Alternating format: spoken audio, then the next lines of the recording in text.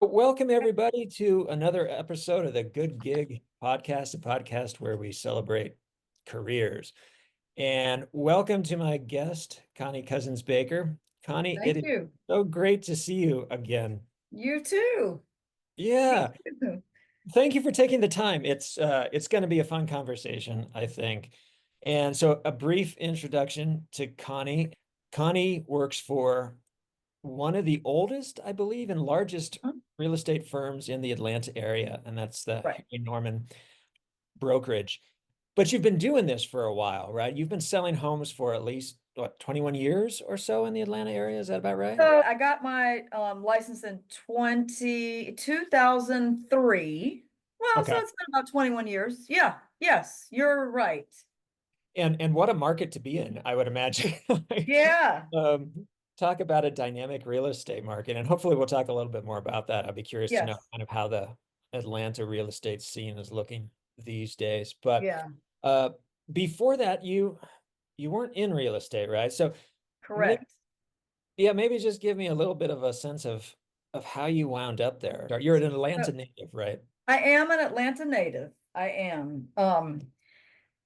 So the real estate is my second career. My first career, right out of college was social work.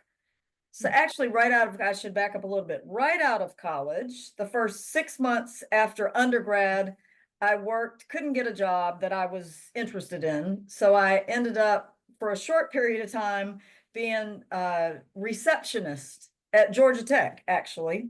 Really? That was about 6 months, filler job after college. Yeah, Then yeah, I very ended cool. up for the next 5 years working for a youth ministry called Young Life, Okay. working with high school, middle school kids in Atlanta in a youth development Christian-based program. And Awesome. then I decided to go back and get my master's in social work, which I did and took several years to do that, and then transitioned to a social work job in a hospital at Grady Hospital, Okay. a public hospital in Atlanta that you know of. Um, and I was there for 15 years. And I worked as a social worker in the neonatal intensive care unit. While I was there, I actually was employed by Emory University. And because of that, I decided I was sort of a perpetual student. I love to learn. I love learning. I love new things.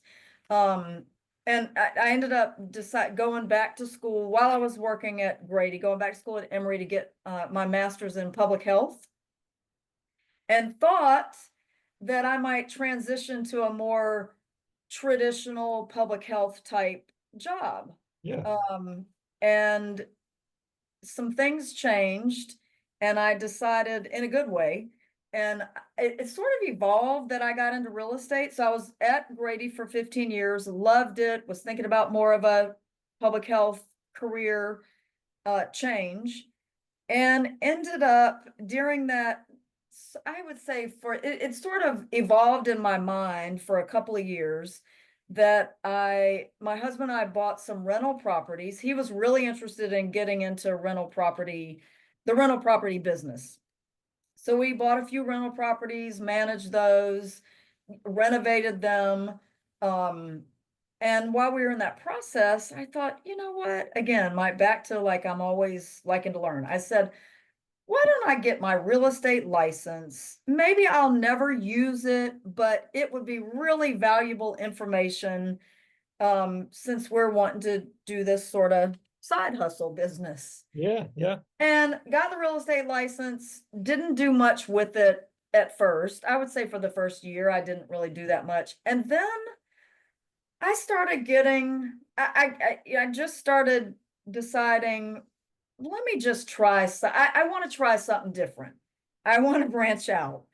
So I did decide to go into, be a residential real estate agent. And that was a really odd shift from a neonatal social worker to a real estate agent.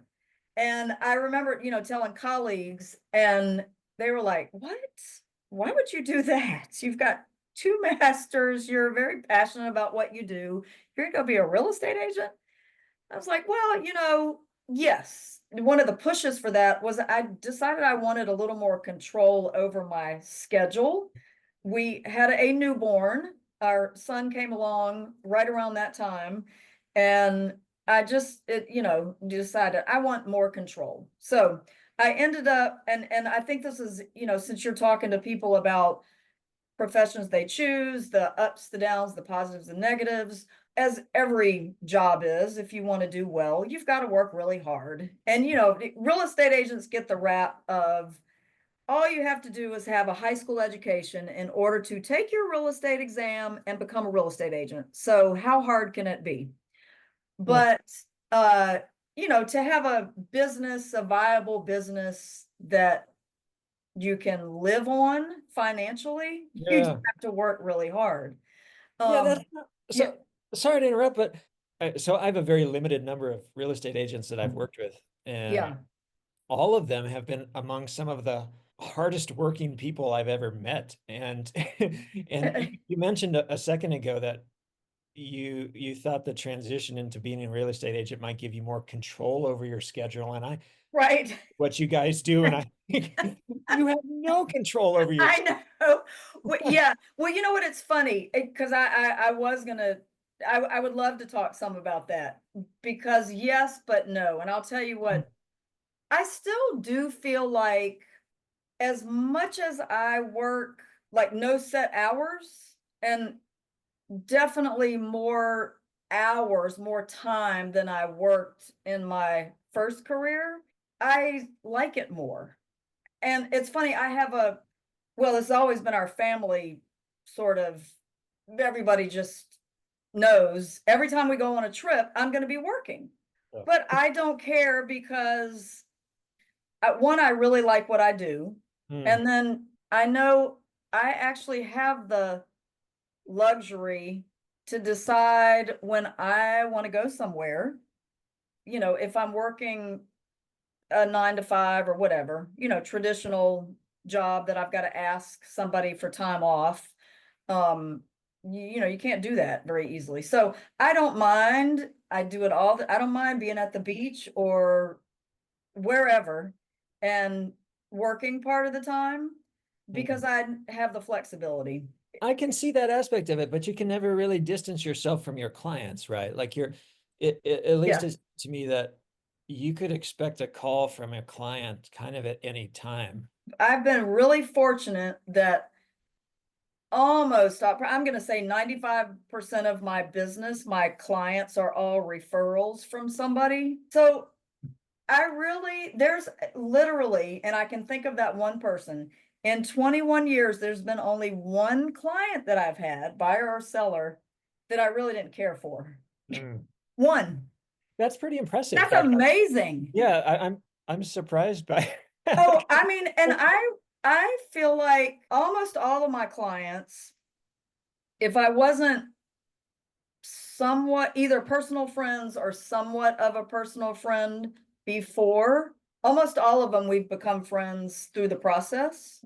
Primarily because my clients all come from referrals from other people. Right. I've been very fortunate. I know everybody can't say, and I hear, plenty of people in the business complain about their clients, and I can't really do that, which is nice. No, that's wonderful. To Yeah. be honest, like I said, I was kind of not expecting that because I would have thought that one of the most challenging aspects of the job is dealing with a really broad suite of personalities, and some of those are gonna not necessarily jive with yours all the time. Yeah, well, yeah, no, you're exactly right, and that's true. I will say, I feel like part of my skill set that I, brought to the table was just my experience in my first career and enjoying interacting with people, enjoying being part of very personal decisions for other people. I'm not their counselor, but sometimes it feels like, you're going through almost like a counseling process. So I think it's just been a good fit for who I am and even my, my first career in social work.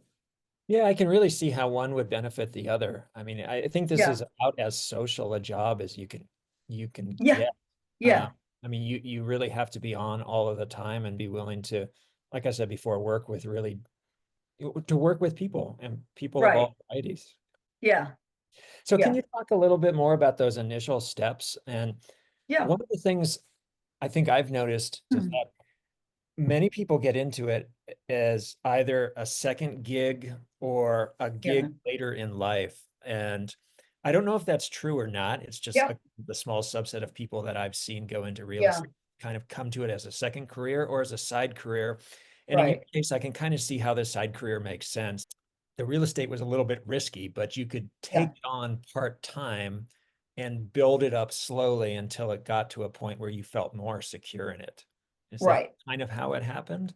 Yeah, yeah, exactly. And I think, I remember when I started exploring, I was routinely told by other real estate agents, you make sure before you leave your other job, your primary employment, that you have at least 6 months of savings set aside. You don't know when you're going to get a deal, and even when you get your first deal, you don't know when you're going to get your second. Yeah. So I will say it is now, it's very, I don't know many, I can't say I know anybody. I'm sure there are people out there, but I I don't know people that have been able to have a viable real estate career over time that they do part-time. You just can't keep up. You can't keep all the balls in the air to continue to have uh business. Yeah. And I would think that success really begets more success, right? I mean, people want to Yeah, work with real estate agents who have performed well in the past. And right, if you're only selling periodically, you just can't build the infrastructure or the track record to attract other right. clients. So Yeah. what's involved with the licensing exam? So the licensing exam, you have to put in a certain amount of hours, log a certain amount of hours prepping for the exam. That can either be online or in person. And I'm just speaking for Georgia. Different states, have different requirements, but I know in Georgia, you have to have either you have your high school diploma or GED, and then you take the prep classes in person or online, and then you pay a fee, of course, for all of it, and then you take the exam. Okay. And if I think you have to have a 75 or better to get your license. And then when you get your license, if in order to practice, and represent clients, then you have to put your license with a real estate brokerage firm. Then each firm has different, they're fairly consistent, but there's some variation of requirements that they have in terms of, like, some firms won't even take you if you're part-time, you have to be full-time, but that's not all of them. Some there are different fees associated with different firms, different arrangements. Just about pretty much, I mean, all the firms that I know of, basically all of them are 100% commission.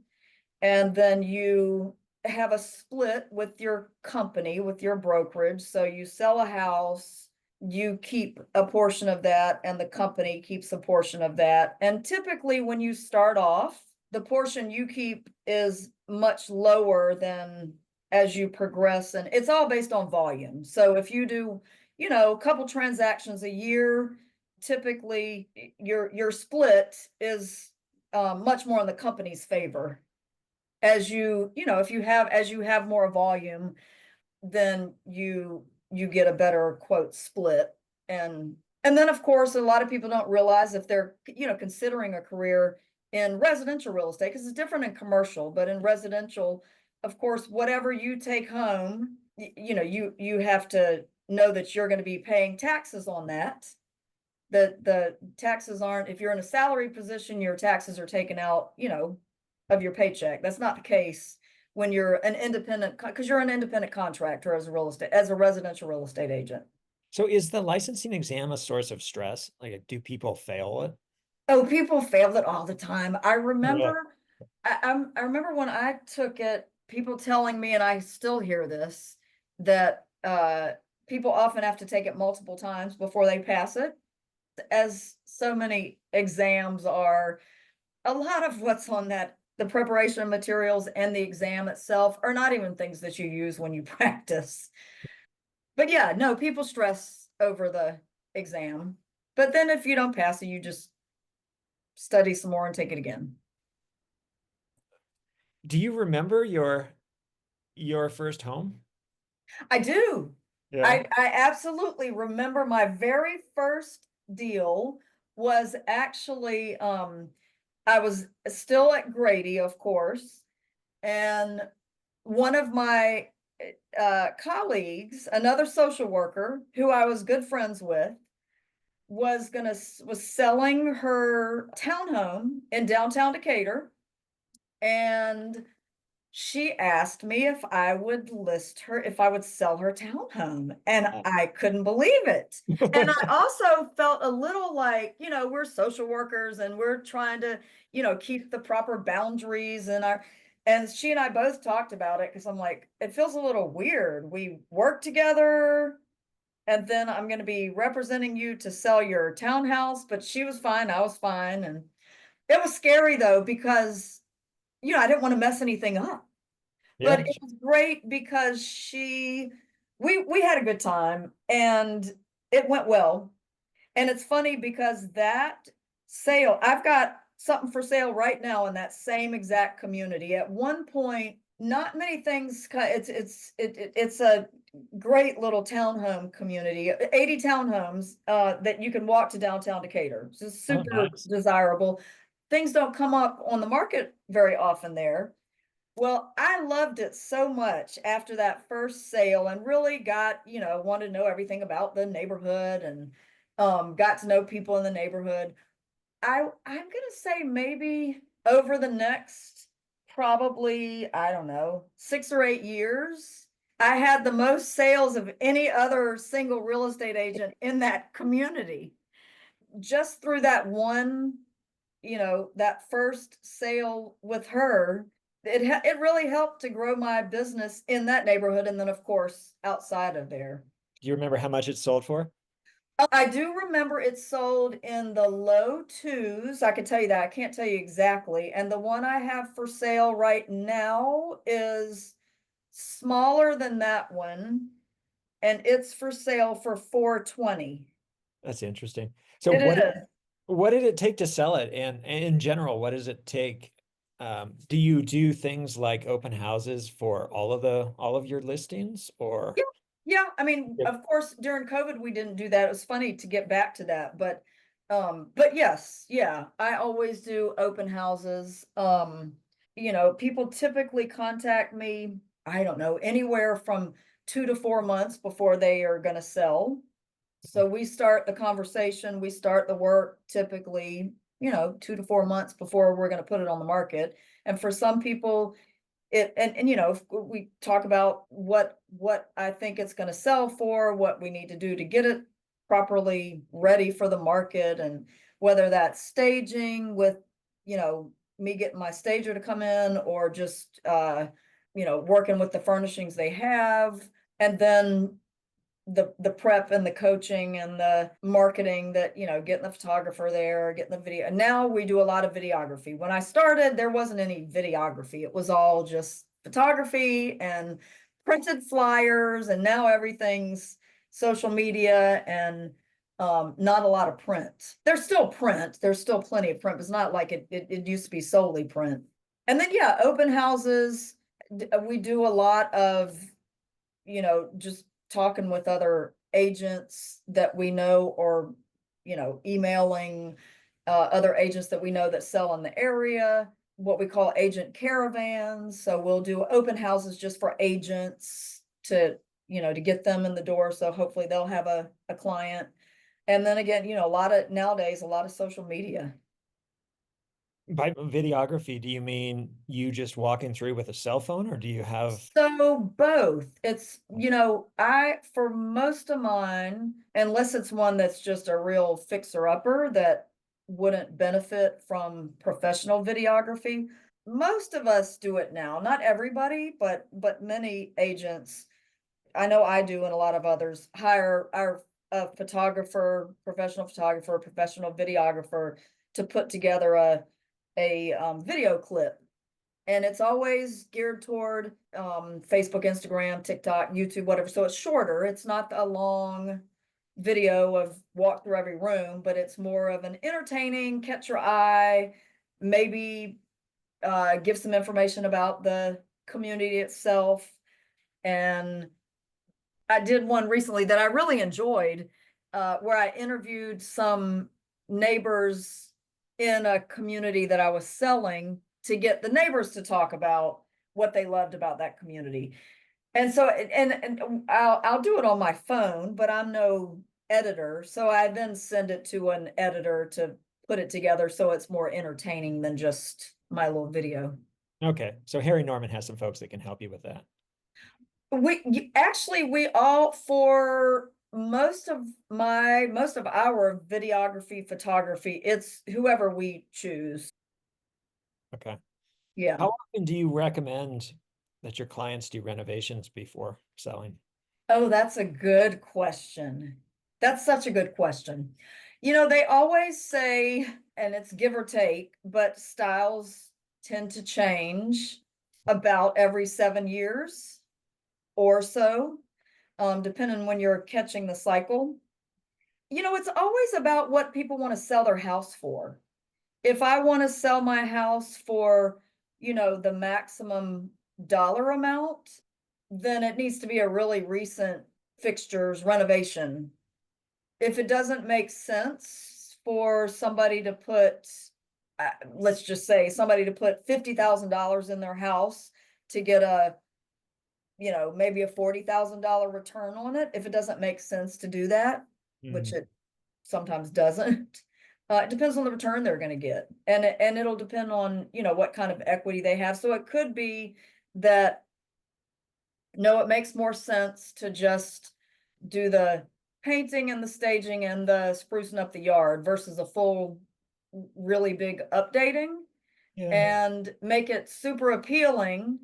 So it is going to catch buyers' attention, but sometimes it doesn't make sense to do that full renovation. It really depends on the market too. I mean, it Yeah. it, it depends on where you are. Even, in Atlanta, if you're in one neighborhood versus another, one neighborhood may really say, if you want to be able to sell a house in that particular neighborhood, maybe because there's so much competition, so many other houses for sale, you really need to shoot for the stars and do all the work. But if you're in another neighborhood that's super desirable and you don't have a lot of competition, then you're not going to typically have to do the same work to prepare that house for sale. I can imagine it really depends on how much a buyer wants to put their stamp on a house. Yeah, Sometimes that can be a real selling point. We have a home here in Montana that took the prior owners 7.5 years to build, and it's completely customized, right? So every nuance of the house is something that came from them, and so yeah, it has this feel of being their home, and right. that's great for them, but they sold it, right? And so we kind of want to put our stamp on it as well, and Yeah, so we kind of look for those opportunities to make it ours. And so in some cases, I guess depending on the scope of the work, it's an opportunity for buyers right. to make it their own. Yeah. And it's funny, I do feel like at least over the last, maybe 10 years, a period of time, most buyers, the average buyer definitely wants a house that's all done, right? And I think, probably a lot of that comes from, HGTV, Right. Yeah. right? I mean, we all aspire to live, most of us aspire to live like whoever it is on HGTV, whether it's the person who's design this super duper cool camper, or somebody who's living in a castle, Yeah. right? Yeah. So I think that's what's in a lot of people's minds. And also, so many people who are buying a house are also, of course, super busy with work or, family, whatever, and they don't want to spend the time and the money to do all the things. So typically, the ones that do most in most markets, the ones that sell the best, the fastest, are the ones that are, stand out and are all, up to date. Yeah, yeah. And I can see buyers, they just don't want to have to worry about things breaking. Well, one of the things I wanted to say too, get in during this is one of the really interesting things and exciting things about, if you like this kind of work, if somebody's interested in residential real estate, is there so many sort of spin-offs. Hmm. You learn, you're learning, you're constantly learning, exposed to new things. And one of the things I really enjoy is I'm constantly exposed to different things. And I've over the years have gotten interested in renovating houses. Yeah, So I one of noticed. my businesses, in addition to representing buyers and sellers, I also get to, flip is I that has such a negative connotation, but I love it and have been doing it for my husband and I started renovating and selling houses maybe 10 or 15 years ago. But over the last 5 to 7 years, we have ramped it up. And we're even right now, working on a project where we're building 3 new houses. We've never done that. Now, of course, we're not the builder. We're an investment partners and helping with the whole process, the design, but we have a builder. So it's really fun. So today, my day to day, it's this morning I was working on a contract early this morning for a seller. And then about, maybe 11 o'clock, I was over at the job site for these houses that we're going to be building, talking to the builder, doing my little videos of the demo. We've been in a 6-month process of getting permits to build these houses. And the meat couldn't do anything until we got the permits. And there are these 2 really old structures that have been vacant since, really not been used, at least since the 90s. These 2 old buildings that have just been sitting there. So finally today, the big equipment was out there busting up crushing the buildings. So I went from working on a contract with the seller to going, changing my clothes and going to the little job site with all the dust flying and the buildings coming down. And then I left there to go meet a client who's renovating a house that will be listing when she finishes in a couple of months, and got to walk through while the guys were finishing up installing all the drywall, and she and the contractor were arguing about something. And so it's just fun to be able to Yeah, have that's a lot of variety. seems like every day has the chance of showing you something different because the houses are going to be different, your clients are going to be different, the deals Yeah, are going to be different, the yeah, market's different. right.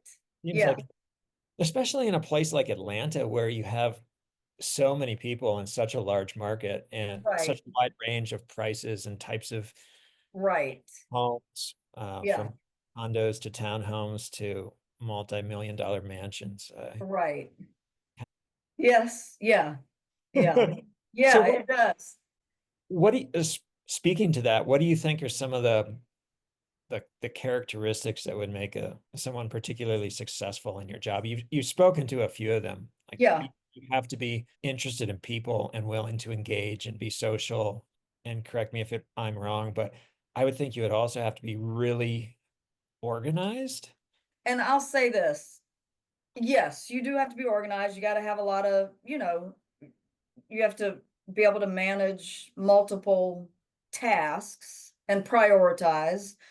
You have to be willing to study, like you got to keep up with the market.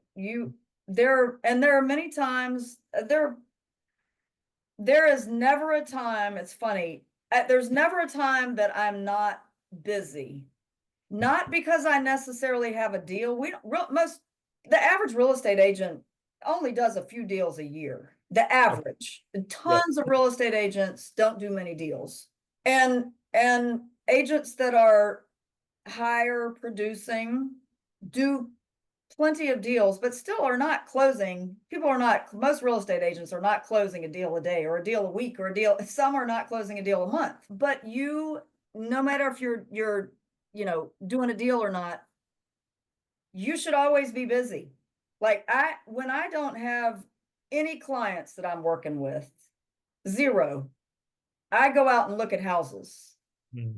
I go out and look at houses when I do have clients, but all the more reason if you're not busy doing an actual transaction, then you want to be and need to be keeping up with the market and keeping up with, other people in the marketplace, talking to Mm. other agents and, whomever you're gonna and reading and looking at the MLS service to see what's selling, what's not selling, diversifying your business. And that's one of the things that I've enjoyed about getting into the, you know, renovation side of things is Yeah. that, well, it helps me both ways. It helps me with my clients because now I've built up a really nice repertoire of contractors that I trust, Yeah. I and can. that's really valuable to my clients. I have a lot of, and I've learned some things that I didn't know before that, have helped me to have a good idea of what it would take if somebody wants to do something to their house, whether it's a buyer or a seller. Yeah, that seems like an incredibly useful network to have. I mean, we've exploited it here. Our real estate agent in Montana has kind of a bank of contractors that she trusts, and one in particular, and she aligned us with that person for renovations on our house. Yeah. What about what about like just patience? Because I was thinking about this Oh yeah, earlier. back to that question. Yeah, patient, Yeah, yes. like one of the things I get really impatient about is having to wait for things.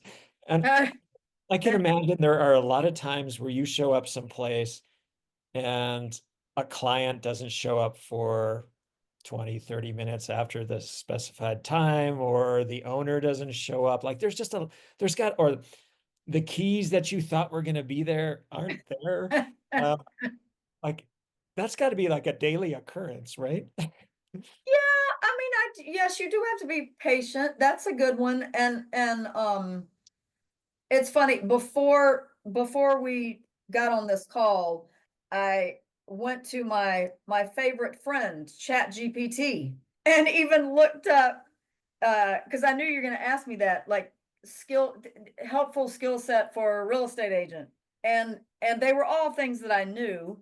And one, of course, is, ability to patience, ability to tolerate change and to be able to be flexible. I mean, absolutely you have to be flexible. And organization, yeah, because you asked some of the financial management is one that's a really Oh yeah. helpful tool to have in your toolbox in order to keep your business going, because you have to spend money. Primarily, you as the independent contractor are paying for most all of your, marketing, any kind of networking that you're doing. So in order to keep your business going and, to properly represent clients, you've got to spend money on your own business. And so many of us, especially if our first career was not an independent contractor type business, we're not used to that. Yeah, financial management, flexibility, organization, technology these days. I mean, technology is obviously important in just about anything you do. Yeah, yeah. What about the negotiation side of things? Yeah, of course, that's probably obviously one of the big ones. Negotiation and it's, on every level. You're obviously, the most obvious one is being able to negotiate a contract and help a buyer and a seller both get to a point that they can both hopefully you want both parties to be satisfied. It'd be nice if both parties are really happy. And then there's, of course, you've got the negotiation with with the other agent you're co-oping with, who's representing the other party. You're having to sometimes negotiate with your own client. Of course, you have to negotiate with the firm that you work for. How often do sales fall through? A lot. I've heard somewhere between like 30 and 40% of first contracts fall apart. There are plenty of homes that are listed that, the seller ends up deciding, oh, this isn't working for me. I'm just gonna pull it off the market and I'm gonna hold on to it for longer. I'm gonna rent it, whatever. I'm gonna stay in my house. But yeah, a lot of deals fall apart. A lot. Yeah, that must be disappointing, right? I mean, that's got to be one of the downers of the job work. Yeah, Yeah. yeah, it is. It is. I'll tell you yes, it is. My goal is to be able to get the best outcome for my client. And if that means that they've decided, and I've had this happen, of course, we look for a house, say they're buying, and we look for a house for 6 months and don't find the right one, and they decide, I'm gonna rent, or I got a new job and I'm moving out of state. Yes, it's disappointing because I've spent a lot of time, but I also, if you're in this business, you want your client to be happy, because if they're happy, they're going to send their friends to you. And if they decide, I'm not buying a house, and I've heard of agents being like this. If they decide they're not going to buy a house, or they've decided now, it's been on the market, but they've decided they're not going to sell it. If you, as their representative, get upset with them, then you weren't really their representative to start with. It's more important to me that my clients are happy about the outcome. Yeah, no, it's a fascinating profession. I told you this when I reached out to you that I think I have a real estate addiction. I'm on Zillow all the time and I look all over Yeah, the place, right? It's not just local, it's all over the place. I like to see what you can get for your money elsewhere. I don't know. I don't know if it's an American thing, but I think we have this like we really do have this like psyche that places a lot of importance in purchasing homes and having our yeah. own property. And I don't know, there's something really special about being able to help people make those purchases. I think a lot of people, me include, so many of us are like that, that it's really fun to see. It's interesting to see where different people live, where you can live, what this house can be like, what that, yeah. But it must be somewhat of an American thing, because we are, invested in in where we live.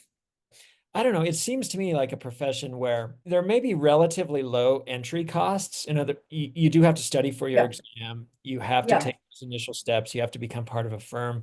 But then it really seems like as long as you're willing to develop the skill sets and put in the hard work, you can make it what you want to make out of it. absolutely. Yeah. Yeah, oh, absolutely. Do you still get excited selling homes? Yes. Yeah. Yeah, I do. I do. I get excited about little fixer-uppers, and I get excited about already beautiful houses. So yes, I do. It is, for almost all of us, the biggest single purchase of our lives. And then when we're selling, for almost all of us, it's a really significant cashing in of our investment. It's got to be still one of I mean, the biggest sources of equity Yeah, for people in the US. yes, you're right. Yeah. Well, cool. Connie, this has been great. Like I learned from you and yeah, like I said, I think I have a bit of a real estate addiction, so this was a lot of fun. Good. Thank you. Yeah. That was fun. It's fun to sort of put it into words. Yeah, no, this is great. I think a lot of people are interested in buying homes and selling homes and will Yeah, benefit from hearing from perspective from somebody who knows what they're talking about. most of the time.